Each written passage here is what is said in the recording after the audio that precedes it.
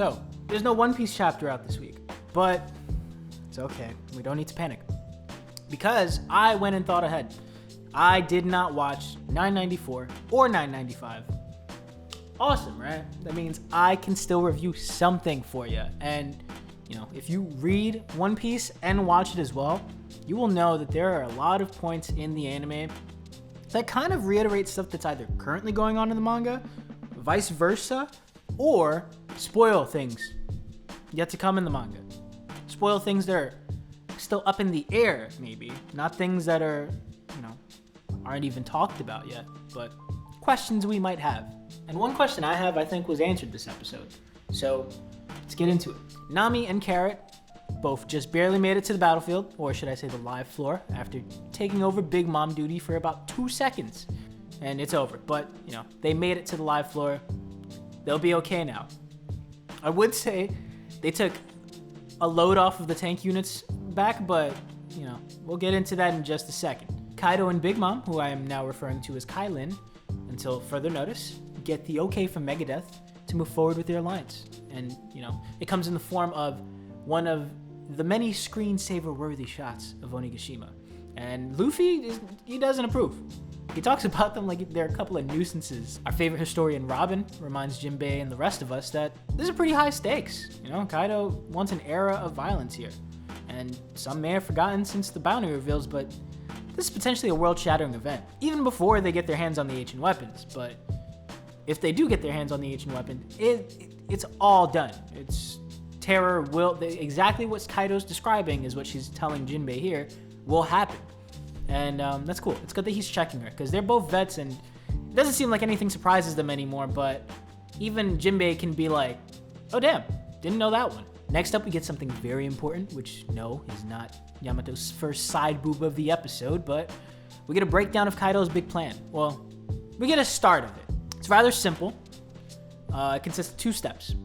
1, convert the flower capital into a factory filled with honest working citizens. And 2, cut the dead weight. Pretty simple. No, I'm kidding. Hold the applause for now. I hate this guy too, but there's some pretty amazing things happening inside this scene. So let me just show you real quick. For starters, Orochi getting the bricks beat off of him. Look at that. Fan service. I'm a fan and I have been serviced. No, seriously, you got this black shrouded figure, which, you know, looks really, really, really familiar somehow. Not only beating the light out of Orochi just because he's a Kurozumi, and you can see there's a pretty dark history in Wano for all these guys to be smiling while doing it. Either that or the Kurozumi have a dark history. But as you can see, the light was once in Orochi. He had nothing to do with what happened to him. He didn't choose to be a Kurozumi, but now he's got some darkness injected into him from the previous generation. The sins of the past, something like that. I don't know. But the crown has fallen. It's not up for grabs. Kaido canceled that whole movement with a single swing, and he doesn't acknowledge King's assist here, but I will acknowledge the fact that King is the only thing that's lit in this scene. Again, dark shrouded figure, one source of light. Kind of weird. It's like he's the shadow cast by his own fire here. The beheading scene itself, though, is very important, and I'll come back to it in just a second, but, you know, this color association here, pretty cool. Kiku versus Kanjuro. Oh yeah. Let's get into it, man. The fight has some hard-hitting and consistent imagery, and it pairs really well with the last scene. Like I told you, just a second. But let me explain it. These shots are repeated, but this right here is the difference between reusing and recycling a shot. It's the same shot, just zoomed in, but it's very effective. Kanjuro's sword is no longer with him. Oh shit, there's nothing standing in between Kiku killing Kanjuro, except for Kiku. And, you know, she struggles at the beginning of the battle to come to terms with Kanjuro's true colors, which, you know, duh, blue and black. But she's trying to cut through a current idea of Kanjuro in search of her friend from the past. The thing is, her sword isn't reaching him, obviously. This isn't Kanjuro right here. And neither is this thing in between. So she's not swinging it at anybody, really. He gets right in her face and says, I don't care about you. I don't give a damn about you. And that's when you see who he really is in between. You know, this isn't her cutting another ink figure. This is her mind actually cutting through and seeing Kanjuro for who he really is. And it's not just a tragic realization here. He's hoping to finally get relieved of his role. This is a 20-year thing in the making, and he's over it. He's trying to retire, but on his terms. And that's why the stage is here. And, you know, she gets it, man. She really does. It ain't easy, but she gets there, as you can see in this like struggling version of her in the past. And once she realizes it, you know, she cuts him off mentally, and she's now prepared to do the same physically. And that's what the transition between her childhood self with the slash and her armored self with the slasher for. As soon as she gets it together, that's it. Kanjuro is done. And, you know, he seems to be grateful. Again, dark shrouded figure, smiling. Wild. Orochi wasn't so thrilled, but he did associate with the same color of blue. You know, I think that blue is supposed to represent the tie that needs to be severed between them. And their dark essence represents the nature of them as Kurozumi. In this scene, I, you know, kind of got lost because I didn't know why the sky was red at first, but I think it can also be substituted with the dawn, or, you know, just something new, you know, the old versus the new.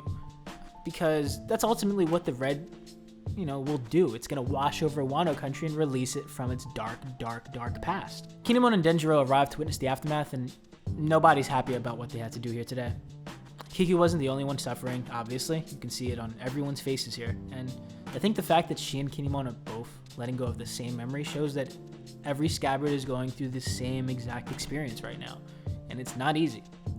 Kaido unveils the last important announcement, which is the fact that Yamato will take over as Shogun of New Onigashima. And I would say congrats, but Yamato is clearly heated. And now we have her and Luffy just running around pissed off. And Luffy looks especially funny here because he's just like, but he doesn't know where he's going. He's just like, hurry up, I'm angry. I want to direct my anger at something, but I don't know where to go to do that. So please, I know that you're mad, but like, hurry up and get through. Like, let's use that anger and continue forward, please. It's awesome. But hold on.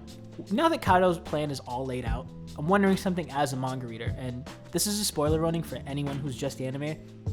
3, 2, 1, you ready? You out? All right, cool.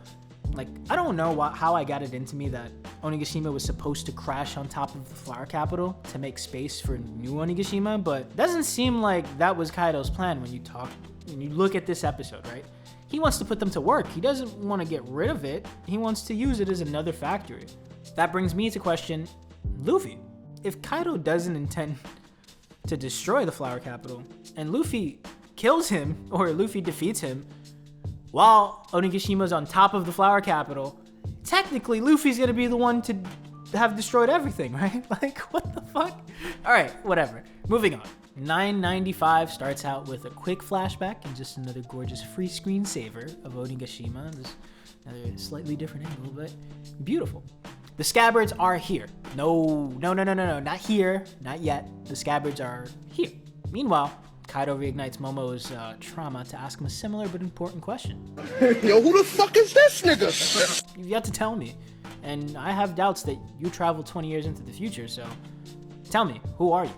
Update, the scabbards are now here, and so is Luffy and Yamato. I mean, I'm a fan, and I have been serviced. Also, look at these two. Luffy looks like a me character, and Yamato looks like she just remembered her dad's crew is chasing her. Like, she's not just running to get to the live floor, she's running away from people to get to the live floor. And, I mean, aside from funny faces in the shot, as a whole, it's a cool still. Like, she still looks pretty cool. And, you know, even though Luffy does look pretty damn funny, it's a nice little shot. And Onigashima's been having a lot of these great stills. Speaking of which, these two right here. It's a quick flicker. You might have missed it, but they're tying Luffy's pursuit to Kinemon's, and that's great, because they're both sharing the same experience of storming through the castle to get to Kaido as quickly as possible, but there's one thing he does get that Yamato doesn't, and we'll see that in just a second. And just like that, Who's Who has set in motion a gag that will be celebrated for ages. I cannot wait. Well, I can wait, so long as we get more of some of this tank unit reflection here, Usopp and Chopper walk right into their second absolute worst situation. They still haven't had a moment to unpack the first one. And I cannot with these two in their faces, man. I'm pretty sure this shot is meant to represent the fucking lean that Sparrow's simping on, because you gotta be chopped and screwed to think we'll kill Kaido and anyone else is a solid plan moving forward. Like, come on, that's just disappointing of a plan. And you can see it too. The fact that he kind of hesitates to recruit Marco here shows that he has very little resolve. He's just a child throwing a temper tantrum, whatever. And you can see the entitled oldest child thing in him. Momo gets hard for a second. I give him a lot of flack, but between the flashback and Kaido antagonizing him, there's a lot for Momo right now. Props to him for this moment, and even if it immediately is followed by him bawling, he still deserves it. He's been trying. Since the port, since getting there, he's been trying. And it's because he has a good team behind him, man. You had Zoro giving him some lessons on his sword training too. Luffy and Yamato made it to the live floor, just barely. Kaido does not play with explosives at all, and Yamato is very rightfully so pissed off and disappointed in her father. We get a very important declaration from Yamato. She's not claiming to be Odin here, and I think that's because we're about to have our Odin screen time fulfilled anyway. What Luffy realizes in this moment is it's not their moment to have. This is the Scabbards moment, and after a cool little sequence from Kinemon going full Levi over here, they arrive. The Scabbards are here. And look, just quickly again, black and white beside the fire, very important. Everything is black and white until the light shines over it. Maybe that's what that means. Ooh, zinger. The Scabbards are not playing though. They're here to fight. Queen is shook. Great reaction face. And Jack, we don't talk about Jack. King tries to get serious, but Izo's right there for the counter. Nice shot, Izo. Tsunashi was a beautiful way to end off here. You know, to top off another great episode.